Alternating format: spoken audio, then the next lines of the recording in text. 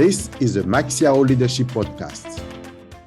Hello, my friend. My name is Max Yao, and it's my honor to welcome you to episode number 1 of the Max Yao Leadership Podcast. Can I ask you for a favor? Please hit the subscribe button because it helps more than you think. If you don't know anything about me, which is very likely, I'll start by saying that I am passionate about leadership. I read and listen everything I can on leadership. I also get to practice and develop my leadership skills at home, at work, and in the wider community. At home, my wife and I have been married for almost 21 years, and we are the proud parents of 3 wonderful children. At work, I currently serve as the market group CFO for the UK and the Nordic at Otis Elevator Company. Throughout my career, I was fortunate to work with and learn from truly remarkable leaders. I quickly became convinced of 2 things. Number 1, anyone's ability to lead is one of the most critical factors that determine the size of their success at work and in life. And number 2, the quality of the leader is essential to the success of any organization and its people. These 2 beliefs led me to become a massive student of leadership. And I wanted to share what I learned with others. So I created the Self-Empowerment Leadership Institute to help corporate executives and entrepreneurs across the world develop their leadership skills and grow their career and business. In fact, we just opened the registration for our next sessions. Go to selfempowermentinstitute.com or click on the link below to reserve your seat now because there are only few spots available. I want to contribute to the development of leaders, and this podcast is part of my effort to doing just that. Here's what you can expect. For the first month, we'll release 3 or 4 episodes to get things going. Each episode will have an accompanying PDF that you can download. What's really important to me is to hear from you. If you have got questions, you can email to me at podcast@maximiao.com and I'll answer to them in special Q&A episodes. Let's dive into today's content, which is about the importance of having a vision, even and especially when we appear to lose sight of where we are. The one side of the equation is already taken care of. You have someone there who believes in you. So I was running and I was veering off course. It was just a mistake. And just say to yourself that, hey, like, you possess a certain set of gifts and qualities and talents. Someone sees that, trusting your ability to do this or to do that.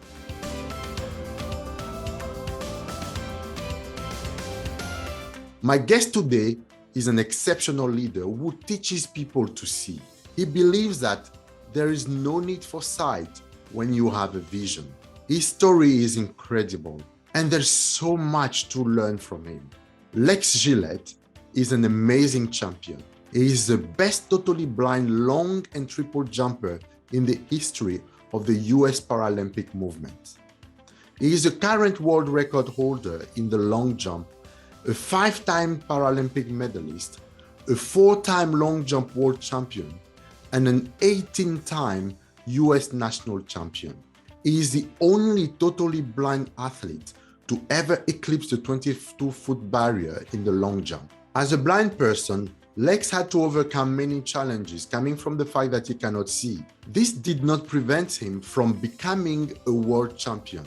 And in the long jump, I believe that as a leader, there is a lot we can learn from the experience of blind persons when it comes to leading at times when we have little or no visibility.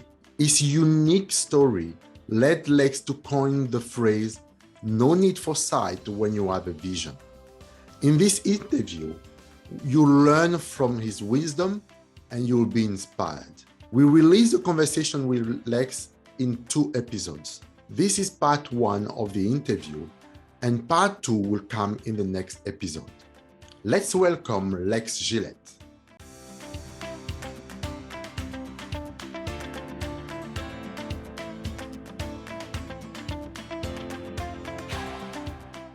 Hi, Lex. Hey, what's going on, Max? How are you? Fantastic. Thank you very much for joining us. It's a real honor to have you. Absolutely. It's my pleasure. Very good. Hey, Lex, so this is a podcast about leadership. The audience is our senior executive and entrepreneurs who join us to learn about leadership tools and secret to improving their leadership journey. And before we get into the detail, would you mind introducing yourself to our audience, please? Yep. So I'm a Paralympic athlete. I train and compete for Team USA. I am currently here in San Diego, California. So this is where I spend a lot of my time training and preparing for the upcoming Paris Paralympics. However, I'm from the East Coast of the United States. I'm from Raleigh, North Carolina. And as a kid in Raleigh, I was playing video games, riding bicycles, had a lot of fun. Up until I was 8 years old, I could see very well. At that time is when I started to have retina detachments, which they happened out of the blue. So no accident, I didn't fall down, nothing along those lines. Went through a string of 10 operations to try and fix the retina detachments. After the 10th operation, the last one that year, doctors said that there wasn't anything else they could do to help my sight, and they said that I would eventually become blind. From that day forward, it was go home, go through your normal routine, eventually go to sleep at night. You wake up the next morning. Each day you see less than what you do the day before, until one day I finally woke up and couldn't really make out much of anything.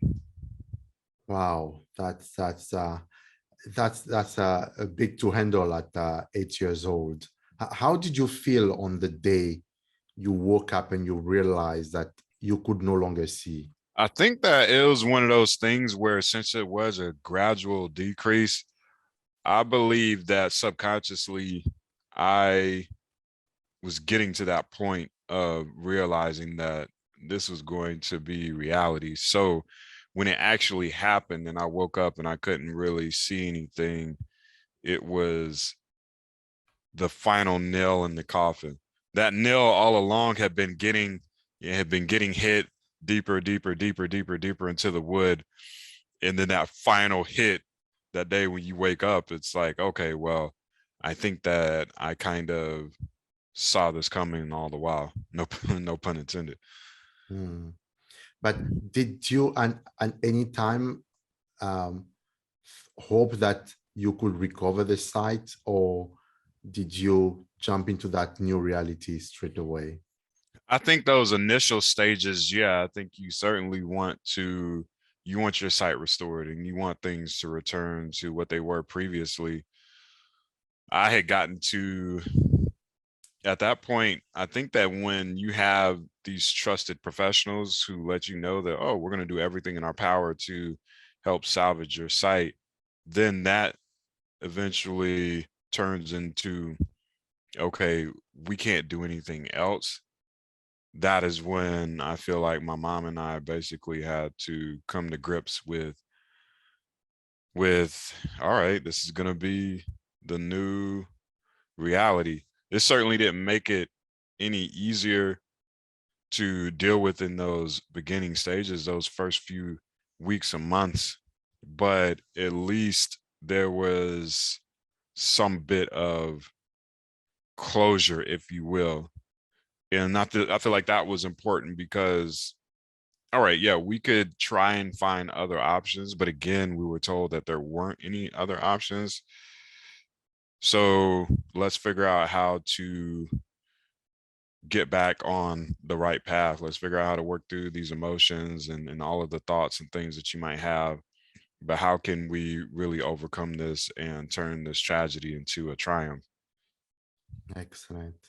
Yeah, I'm reading a book and they talk about post-traumatic growth, how you turn a negative experience, and in your case, something that you're going to live with it for the rest of your life, how you turn that into something that become a catalyst for growth. And I hear a lot of your interview, you refer a lot to your mom. In your case, can you describe what what really helped you recover from this, and make this new reality something that would help you propel for the rest of your life? It was my mom really exposing me to a lot of different pieces of technology, tools, resources, programs. Of course, she was one of the first people who let me know that you still can go into the world and do awesome things. I think that as my mom, as our parents, you would hope that they provide that type of encouragement. You expect for them to provide that type of encouragement and assistance, help, love, et cetera, et cetera. So certainly from a verbal standpoint, she lifted me up, but I think that she even went beyond that and put some action behind those words, which she helped me to navigate around my neighborhood. So previously I was able to see that with my eyesight, with my eyes. Now I had to learn how to navigate around that neighborhood by using the texture under my feet, or understanding how many steps that it takes to get here, or using the sounds of my footsteps bouncing off of this wall or that wall. And so I had to really learn that neighborhood in a different light, a different way, which was really, really helpful. That ultimately assisted me in seeing what was truly possible. And in this day and age, as leaders, as human beings, we want to solve problems. We want to overcome challenges so that it opens the door for the people who will, or open the doors for ourselves, but also open the doors for those who will come behind us. And so her exposing me to so many different things and introducing me to this person, that person, someone teaching me how to read Braille, someone teaching me how to use a computer with the speech software on it, those were helping me to see that, oh, okay, well, these problems that previously existed are now being solved. That was the type of mindset, or excuse me, that was the foundation that really helped to establish the mindset that I have now, which is, every day that I wake up, I'm unable to see anything from a sight standpoint. And challenges are something that really drives me, that motivates me. So I'm thinking that every day that I walk on this planet, how can I create the world that I want to see? How can I recognize these challenges and use the energy within to solve these challenges and problems that might exist? No, that's really powerful. That's incredible. So then, how did you get into becoming an athlete? Because one thing is, you're blind, you're learning your new environment, but then to go on and become an athlete, which intuitively one would think that is even more challenging to get into that field. Can you describe how you got to that, and why long jump specifically? Yeah, I was in high school. We had this fitness test that all of the students in the school had to participate in. One of the activities was standing long jump. So you bend your knees, put your arms back, you jump forward as far as you can. They measure your jump. I had one of the best jumps in the entire school. I had the best jump in our entire freshman class, and I was one of the top 3 jumpers in the entire school, and it measured around 10 feet. So I want to say that's like 3 meters, 3 meters 10, somewhere around there. It was pretty far. And from there, my teacher, he knew about the Paralympics. He told me about how it was the highest pinnacle competition for athletes who have a physical disability. You could travel the world, you could break records, you can win medals, you can represent Team USA. That sounded pretty exciting to me as a 14-year-old high school student. He then takes me down to the track and shows me everything about the long jump. So of course I was really good at standing long jump. They have running long jump in the Olympics and Paralympics. So let's try that out first. Shows me that there is a runway. That's where you run. shows me that there's a takeoff board in the ground, shows me that there's a sand pit that you jump inside of. So he shows me the length of that, the width of that. That really gave me the opportunity to envision and imagine what that environment looked like. From there, he told me that, okay, well, since you can't see anything, I am going to stand at the takeoff board, the takeoff point. I'm going to clap and yell. So yeah, you can't see anything, but you can listen to the sound that I'm creating. I want you to run to the sound of my voice. Remember how many strides that you take. We'll determine that. At the right step, you'll jump, soar through the air, land in the sand. That was how he laid it out in the beginning. And of course it was one of those things where I was like, yeah, you're crazy. I'm not gonna do this. This is like unheard of. But it's so amazing when you have these influential people in your life who empower you, and they provide guidance and they paint a vision for you a lot of times before you're able to see it yourself. And that's what my teacher, Mr. Whitmer, that's who he was for me. No, that's really powerful. You're right. The influence of teachers is quite incredible here. But then I mean, I guess you had to trust him, right? Because you could not see, Yeah. and he would ask you to run that far and jump at that point. So you really needed to trust him. Right. Yeah, that was definitely one thing that we had to get over. And I think there were two levels to it, because you think about trusting him. What was going on in my mind was, oh, I might run into something, or I might twist my ankle or fall off of a ledge or a curb or something like that. He would literally paint that image of the environment.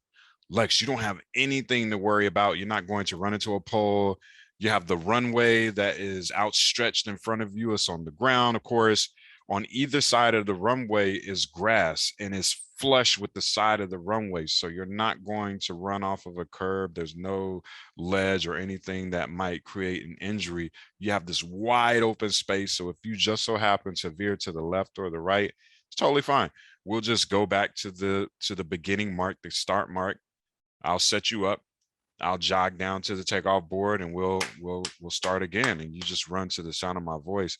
So he really painted that image for me and let me know that there's nothing terribly wrong that could happen here.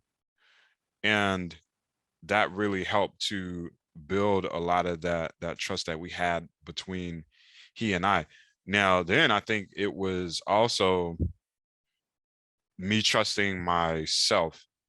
And I think that we all kind of deal with this from time to time, where you're faced with these daunting times, moments in life where it really feels like the weight of the world is on your shoulders. And in those cases, I think we really have to kind of find that neutral space, if you will, from a mental standpoint, and just say to yourself that, hey, like you possess a certain set of gifts and qualities and talents.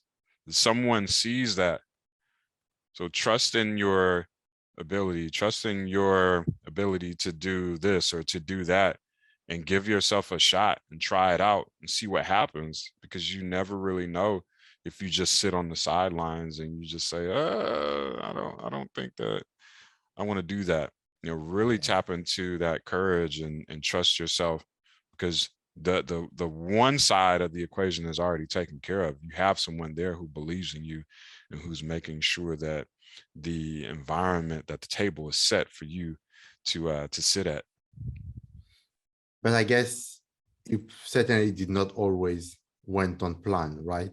You probably had some situations where maybe you jump on the off course, or I think I've seen one picture, one of the championship where you had to run, you jumped, and then you didn't land on the sand. Can you describe some of those situations, and how did you feel about that, and what allows you to come back again and try again? Yeah, It so yes, most notably there is the 2015 World Championships where I ran, jumped, landed on the side of the sand pit. It is on YouTube, very available for any of you listening to watch if that's something that you want to check out. But as you watch that video, you will notice that so I was running and I was veering off course. And a lot of that is triggered because when you're inside of these huge stadiums and there's a lot of people there, they could be cheering, clapping their hands. That creates a challenge for me as someone who's blind because I'm listening to my guide. So if you have external sounds that are loud, really, really loud, that could totally interfere with your ability to hear where your guide is. You also find yourself in these facilities where when your guide is clapping and yelling, you might be right next to the grandstands. So when they're clapping, it's echoing. So that now creates another challenge around sound. So you really have to work with your guide to get on the same page to make sure that they are creating the best path for you to get down from start mark to the takeoff board. At that particular competition, 2015 World Championships, we're in Doha, Qatar, and I ran, jumped, veered to the right-hand side, and I landed on the side of the pit. Definitely didn't feel good. I ripped my tights, and I think I probably moaned the crowd a little bit, which wasn't good. But my guide, he was able to get me some new tights to wear for the competition. It was embarrassing. It was something that I've totally been on the sidelines before where it's happened to other athletes. You hear them jump and you hear that excruciating sound of just something skidding across the ground. And it's like, oh, I know that hurt. And I used to always tell myself, that's not going to happen to me. I'm the best at this. And sure enough, it did happen. And a couple things. Again, I felt embarrassed. I felt ashamed because you have a lot of people watching, not only inside of the stadium, but everyone who's watching from around the world on the live cast. So I did not want that to be the last image that people saw of me. I certainly had a lot more left in the tank. I was, you're at a world championships, you're at a high level competition. So I didn't want that to be the last image that people saw of me. And again, I still had something left in the tank. I felt like I could get back out there. Number two, I felt like it was important for me to let my guide know that everything is fine. I know that every time that I step on this runway to jump, there's a possibility that something of that nature could happen. But I don't want you to be deterred by that. We have a goal, and that's to get out here to win gold, to break records, to have fun. And this is just a part of the journey. And the last thing that I will say is there's so many times in life where we are successful, many, many, many times.